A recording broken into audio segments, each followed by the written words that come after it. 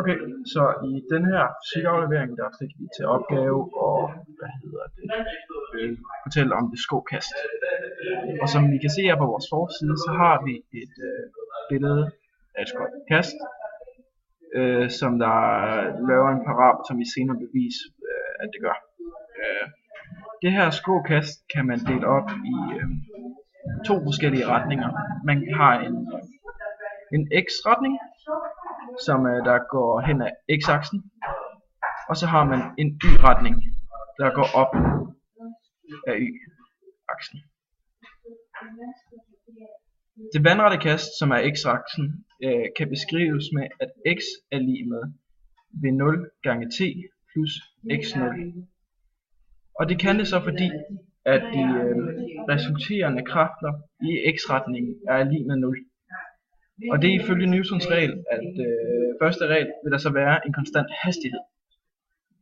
Så det vi gør, det er, at vi har taget formlen for konstant hastighed, hvor at sted er en funktion af tid, og så i stedet for sat x som en funktion af tid.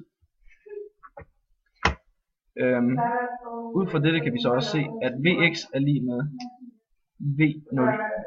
Og det er så fordi, at hastigheden af x er lig med en konstant hastighed, som vi har hele tiden. Og igen, det kan alle sammen bevises, fordi de resulterende kræfter, der påvirker x-retningen, er lig med 0. Den lodrette del, som vi viste, der går op ad y-retningen, bliver til gengæld påvirket af nogle kræfter. De bliver nemlig påvirket af tyngdekraften.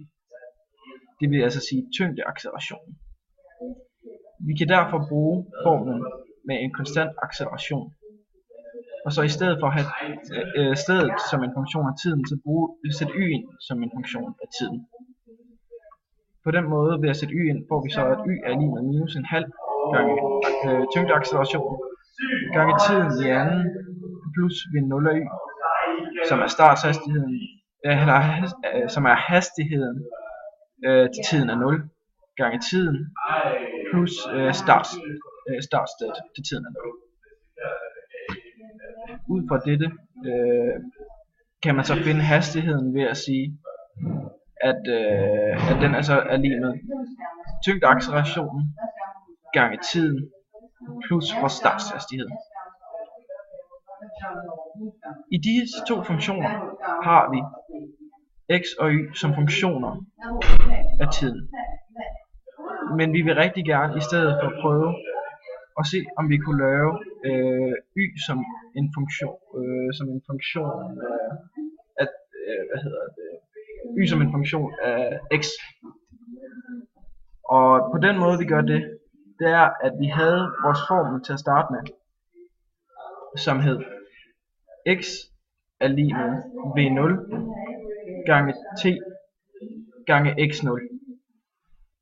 Vi antager nu, at vores startposition er ved 0,0. Det vil altså sige ved 0. Så derfor vil x0 være lig med 0 og ikke være i formel. Vi kan så derefter tage vores formel og isolere x, som vi har gjort heroppe i toppen. Så vi får, at tiden er lig med x divideret med v0x. Det vi så gør, det er, at vi nu ved, at tiden er lig med x er lig med v0x, så vi kan så sætte den ind i vores,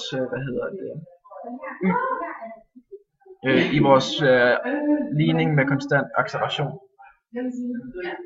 Og det vi så bagefter gør, det er, at vi reducerer den. Og ved at reducere den, finder vi så ud af, at vores bevægelsesligning for y er en andengrads polynom.